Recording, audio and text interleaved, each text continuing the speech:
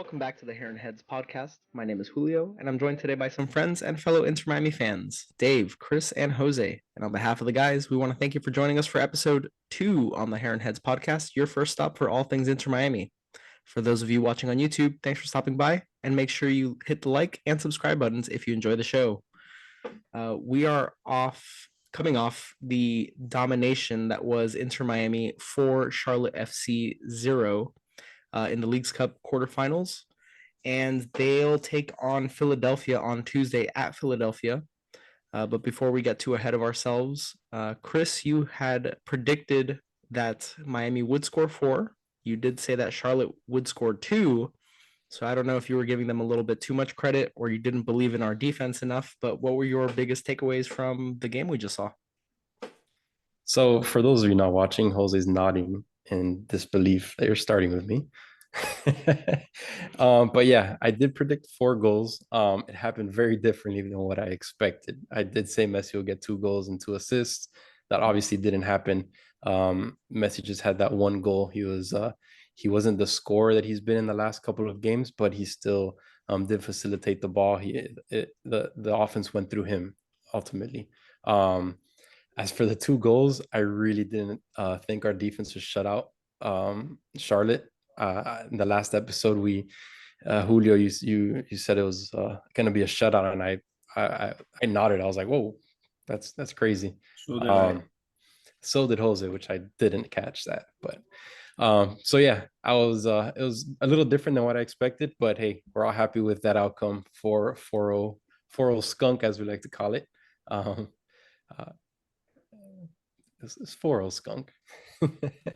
But yeah, so a little different, but still the outcome we all wanted.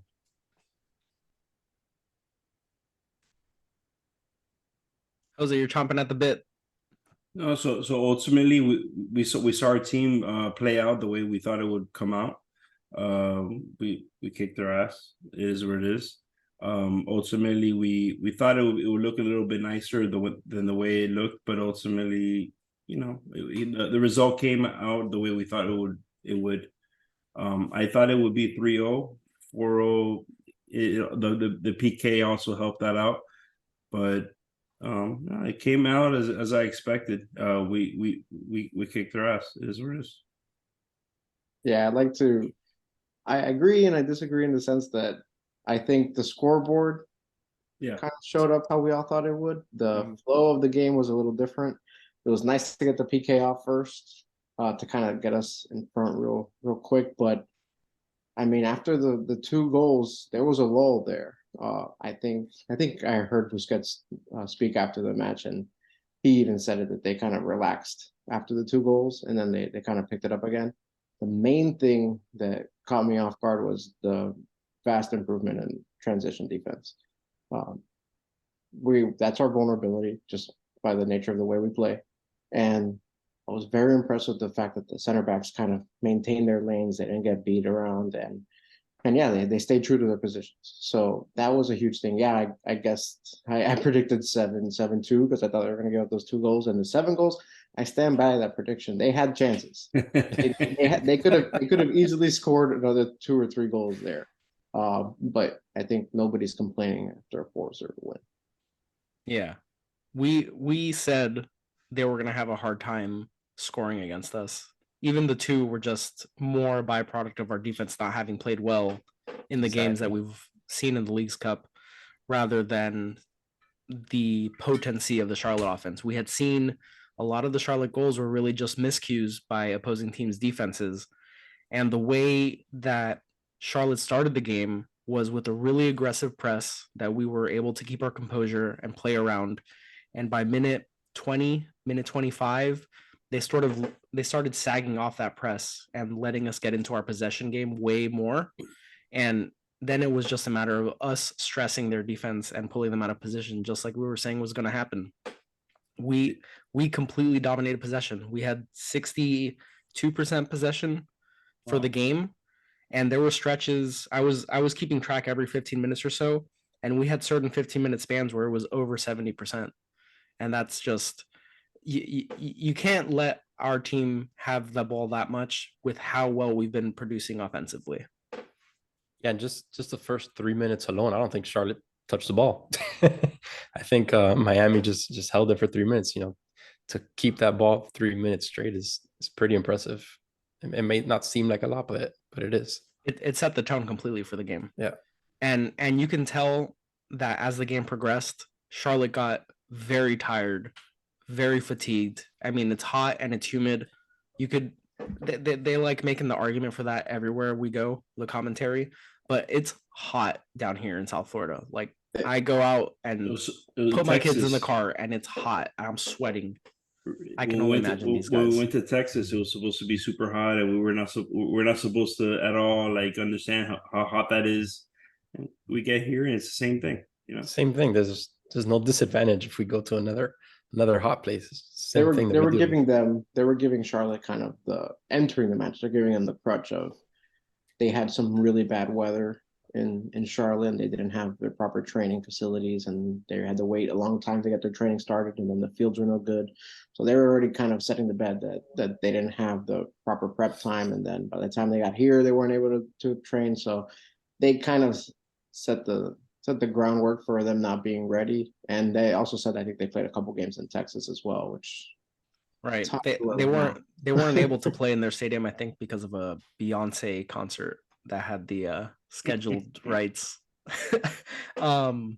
It was too many Bay. Was it Bays? The Bayhive was rattling. You would know. Right. I don't want to stir the Bayhive. Leave me alone. But I think that Vegas even knew that Charlotte were that they were going to have a hard time beating us. Miami entering the game at points today, I saw the line was minus 200 plus, which is in soccer a lot. I don't know how closely you guys follow betting, but there's 3 outcomes, right? There's team A wins, team B wins, or there's a draw. And usually if a team's favorite, they're still in the plus, like plus 130, plus 150.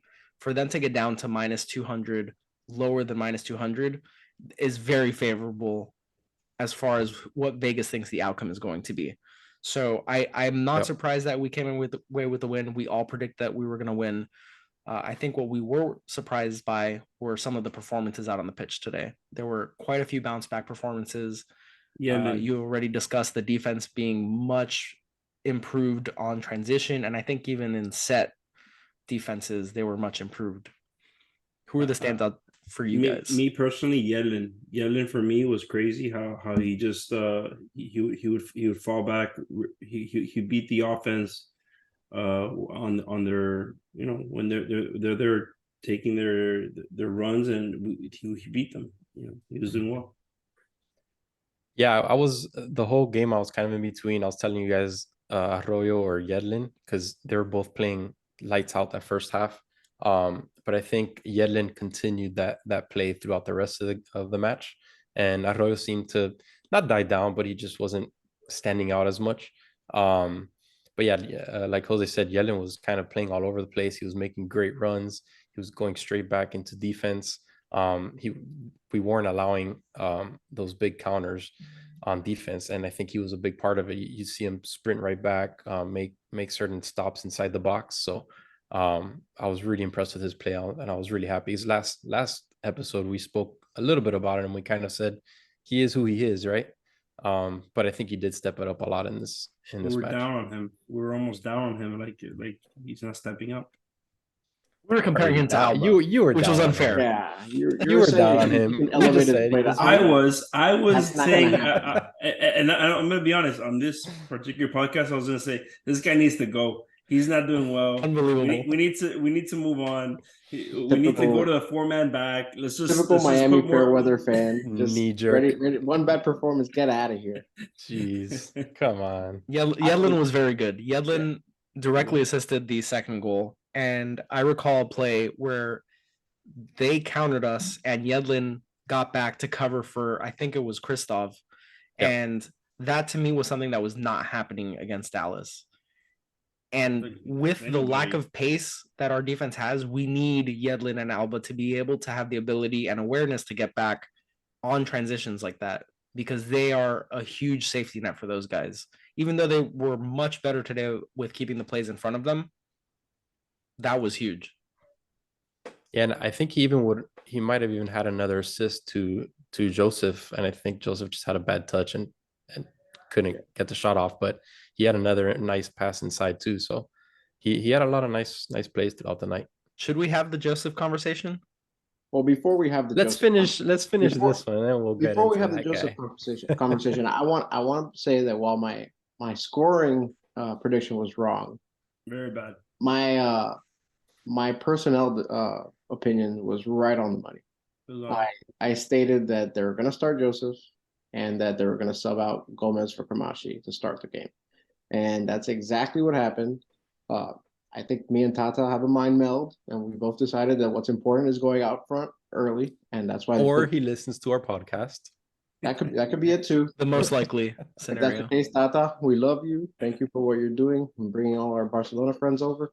And yeah, so they put in Kramaski first, and it adds pressure on offense, and that's what we want. We want them to bring the energy, get on top quickly, and then when everybody's tired, then you can put in your defensive players, and that makes a big difference that way. So that's exactly what we did. And with Joseph, by the 25th minute, I was already tired of Joseph. I marked it down. I wrote, I'm done with him, get him off the pitch. And then they kept him on the whole first half, and they subbed him out relatively quickly in the second half.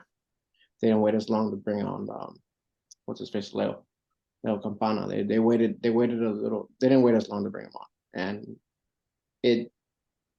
he took him a little bit to get into the game, but once he did, he had that assist, and he didn't lead a penalty, but still, I liked what he did in the second half, and he opened up the game more than Martinez, who had many chances, and if it wasn't for the PK, he wouldn't have done anything.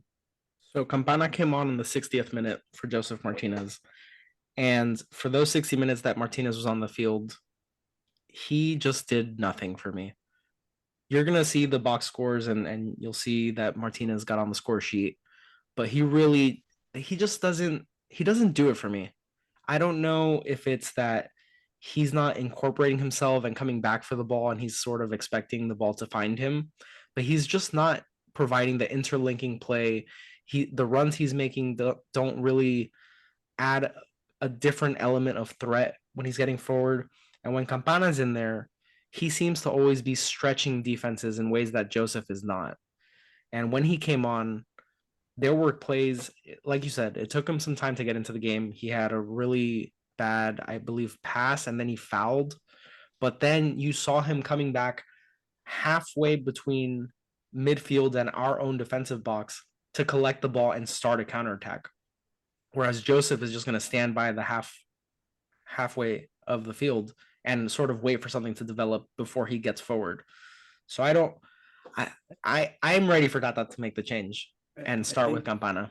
I think Tata is just in general just comfortable with Joseph.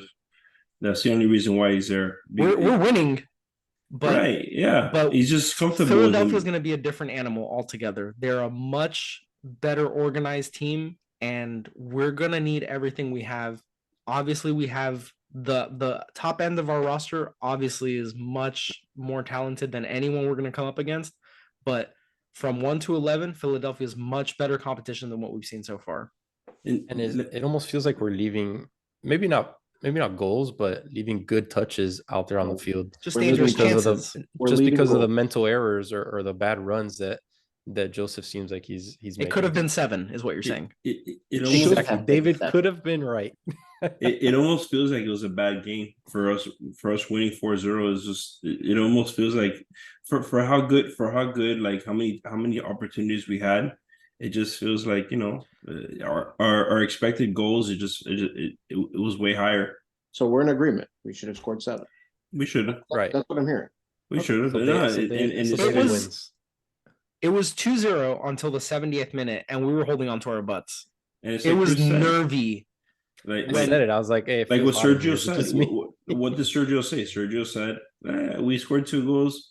When Aguiamong came on for Charlotte, there was a legitimate threat, and we were nervous, and we were all saying, "Please give me the 3rd goal because this is getting nervous." Yeah, we all felt his size. We're like, "That is why is this man so big? Why is this man so big? I feel like he's pushing down on me." And then those of you that watch football, it's like a DK Metcalf out there. running script around. happened, and MLS said, "Hey, own goal, do it now." Now's the time. That own goal, I give Gomez a lot of credit. When he came on for Kermaski, he made some really intelligent runs, I thought. And the game was starting to get a little stretch at that point. Charlotte had made some subs that were more offensive minded, but Gomez was really good at picking his spots and picking sort of his angles towards the box to get involved in a more intelligent way than I think he has been forcing himself to do previously. Well, last game he was in the right spot for a couple of those shots that he took. He was in the right spot last game. He's just not a good scorer. So and he but this game too, he got in the right spots, and thankfully he didn't shoot. Oh, he did. Didn't he? Didn't shot he miss once? a few? Yeah, one or two. He Today? shot one from the top of the box. Yeah, tonight. I commented not Went a, right not a over. shooter, not a scorer. Yeah, Right similar over. to last I match. missed it. He was in the right spots and he just didn't do it. But I mean, like we said, he's not a scorer, right? But if he has the space, you have to fill it, and I can't knock him for that either. It's almost a great substitution. It's almost a great substitution. The way you put in Kermansky first, and then you put in Gomez after. Once we have a lead, it's almost perfect. Yeah, that's why I said it. That's why I said it last podcast. Yeah. That's true.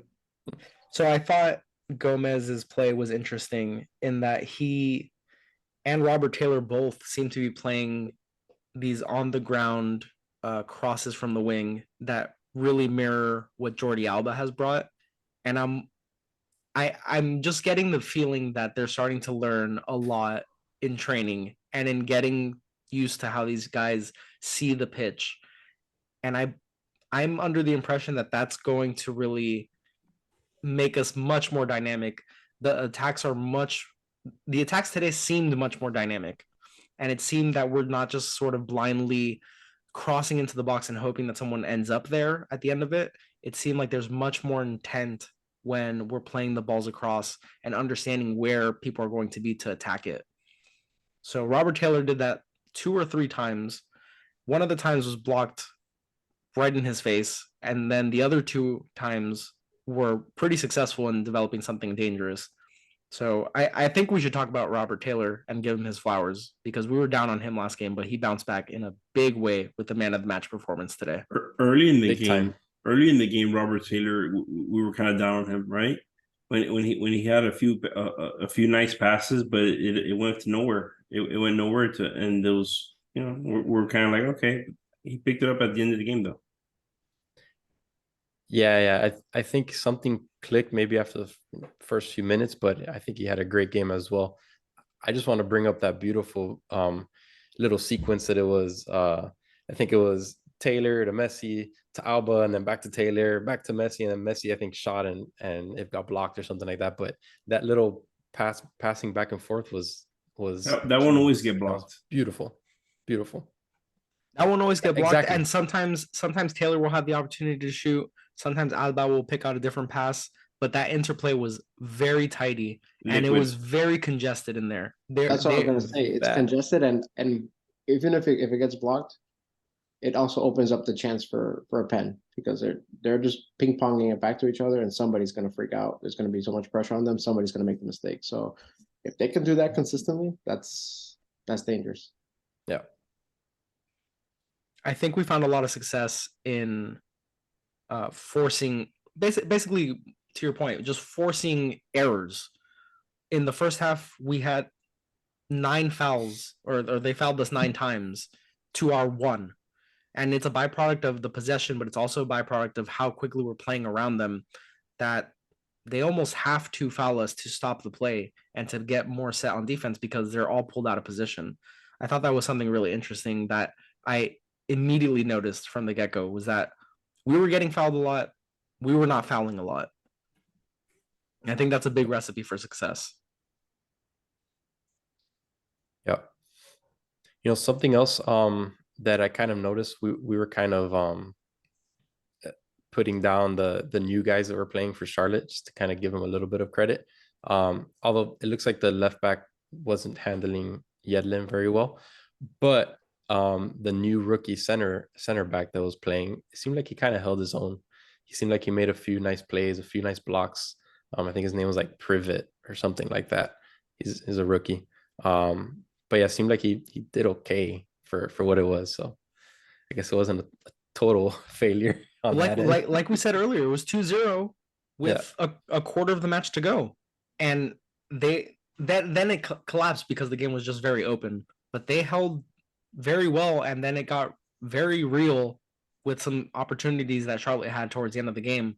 And then, we broke and we got the own goal, and then we got the Messi goal. But they held their own. And to your point, Awful, who was the left back that started tonight, was not awful. He was pretty serviceable.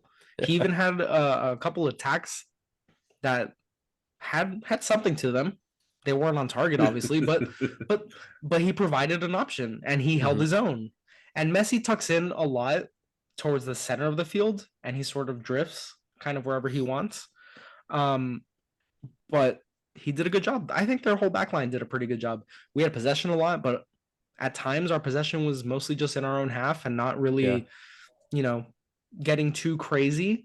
And I think that's also a byproduct of us taking an early lead and being able to hold on to the ball pretty comfortably. But, they held up. I thought that it was just going to stay 2, and I was going to be right with my prediction. But then, I thought I was going to win. The field opened up a little bit more, and we ended up at 4-0, and everybody's happy anyways. What do you guys think? Because I was looking on Twitter, and I've seen it from a few different people. When do you think that Tata makes the decision of, Campana is the guy over Joseph? Well, because it's not like we've already talked about it on this podcast, but it's funny, like people are starting to talk about it outside of this podcast. Tuesday, I think when it costs them, I think when it costs them is when he's gonna finally like if we lose the game because of Joseph. No, if he misses an opportunity, a clear goal scoring opportunity, or fudges one like he did today, and we go to half, and it's 0-1. He'll say never again. I don't want to do this. It's becoming a conversation, though. I know, but if we keep winning 4-0, 4-2, it's not a real conversation. It's until you kind of feel that flame on your butt that you don't really make changes. And I mean, I think he can easily make the change for next game. Mm-hmm.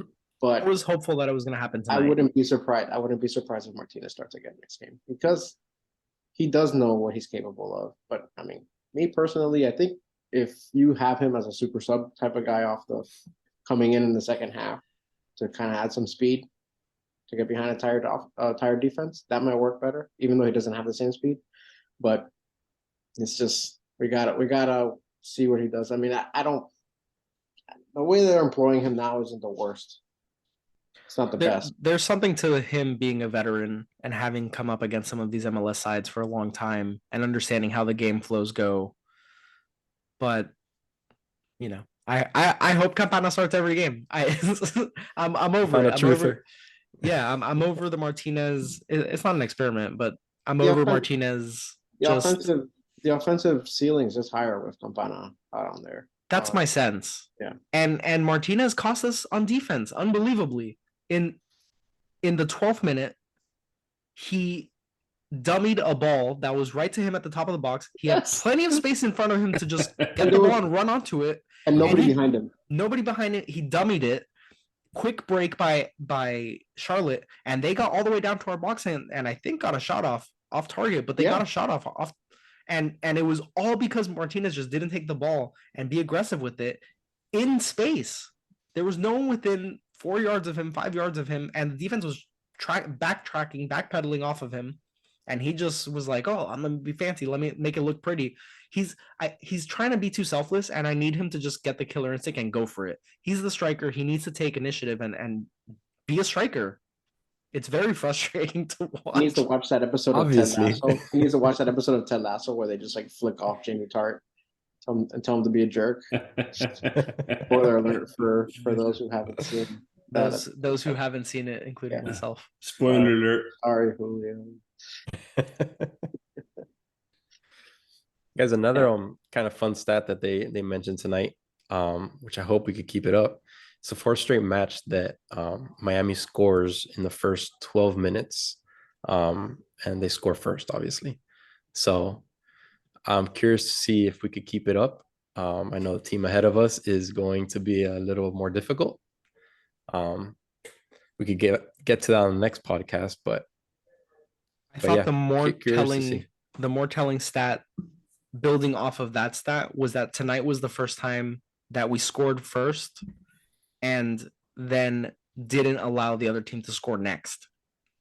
It was the first Yeah. time we took a 2-0 lead, which completely changes the dynamic, because when you score early, it's great because that takes a lot of the edge off, but there's a lot of game left to play. But when you go up 2-0, it really puts a lot of emphasis on the other team, and it becomes increasingly frustrated as we continue to dominate possession, as we've done all tournament.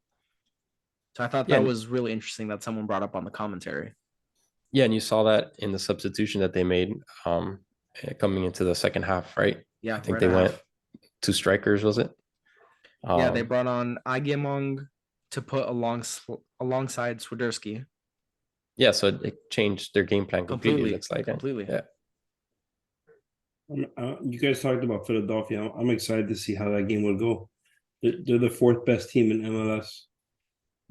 It's impressive. Like before Messi's transformation. If we could do the same thing like we've been doing to all these other teams, and they're the 4th best team, it's saying something. 5th best now. The 3rd best in Eastern Conference. So we're trying to get there in the playoffs, but that'll be an interesting game. Yeah, I think we're definitely going to be tested in the next match, just because of the caliber of the quality of the team is just much better probably than the last few matches and the last few teams that we've seen. This one particular, like we already knew that we were going to take Charlotte, but going into a team that's a little more formidable, it may be the best team that we've played all in the League's Cup. Without a doubt. They're runners up for the MLS in the MLS playoffs last year. They are top to bottom the best team that we're going to have faced so far, and it's going to be a big litmus test for the rest of the season. Huge. It's going to be very telling. I think it puts all the more pressure on Tata to get the roster correct from the get-go, and we can't be messing around with Philadelphia. Agreed. It'll be telling if we put Kramaski again over Gomez, if we put if we continue to put Joseph over Campana, just because all the marbles are going to be on the table. We have to figure out, okay, what's the best thing?